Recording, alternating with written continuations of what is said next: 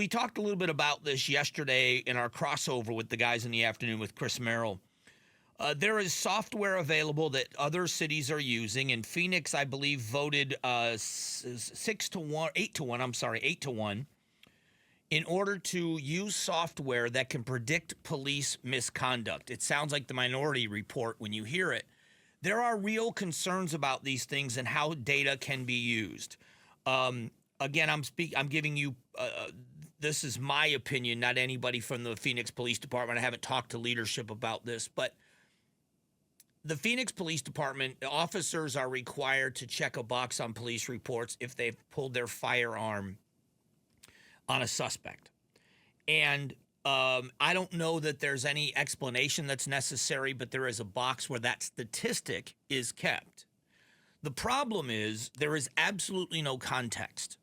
And the danger is that if an officer has an exceptionally dangerous encounter, a month of dangerous encounters, that officer may have a spike in times where he or she draws her weapon or his weapon. And so does that blip on the screen raise red flags? If an officer draws their firearm more often than fellow officers in the same squad, which means you work in the same beat or the same precinct, does that then, if that officer is involved in a violent altercation, can that statistic be used against them by someone, by a lawyer or by someone else, and saying that you're prone to violence because look how often you have your gun out? And that's the concern I would guess that a lot of officers have, that there is no context to checking that box. So, and an officer at the same time now, I don't know that this happens either, but we would have to, another justifiable leap is if I draw my firearm, I got to check that stupid box again. So maybe I wait. And then if you wait and you end up injured or somebody else does it make you second guess your training?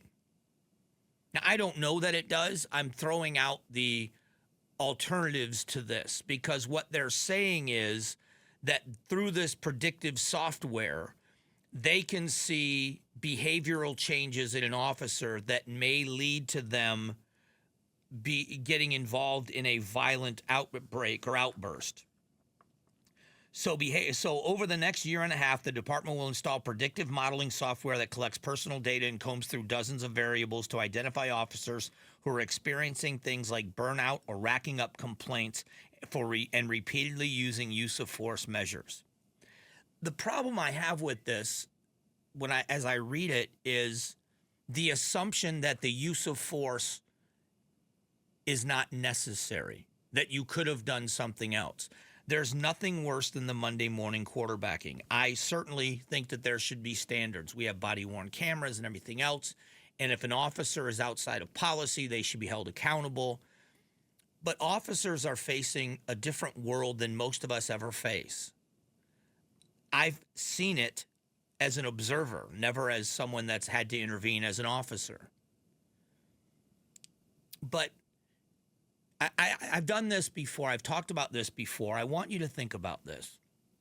If you're driving right now, especially if you're at a traffic light, I want you to imagine that something's happening with the car in front of you.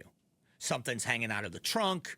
They're dragging something underneath. Whatever would be the reason that you feel compelled to get out of your car and approach the car in front of you to tell them something that's happened or they need to know something.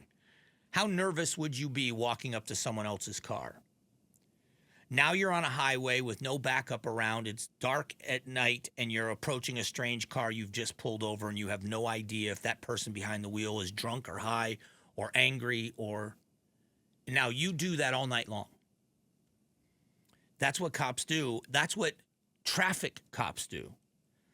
And traffic cops find themselves many times in situations that become life-threatening. There was a case 10 years ago maybe, in Phoenix with a young officer, and it happened in the area of Cave Creek and Cactus, I believe, and a Phoenix police officer pulled a vehicle over, and I can't remember why, but as this young officer approached the vehicle, the driver of that vehicle decided it was time to shoot a cop and shot this young officer through the collarbone. No rhyme, reason, or warning. The officer was able to return fire, and the officer lived. But how do you train for a scenario like that? And what you end up doing is protecting yourself. And all of these things that are seen as bad behavior by police officers or aggressive behavior by officers, they train for and they watch for because they want to go home safely at the end of the night. So I worry about this kind of, and I could be completely wrong, and I hope I'm wrong. That this software, what if it's confused? I don't know how good it is that does it accurately predict bad behavior, or is it just numbers without any context? I hope I'm wrong. I mean, with an 8-1 vote, you have a lot of people sold on this. So hopefully it works. Hopefully it's good for the Phoenix Police Department. Thanks for watching the Mike Broomhead Show. Tap to watch and listen to the new season of Amazing Arizonans, a KTAR News podcast. You can also click the button in the middle to subscribe.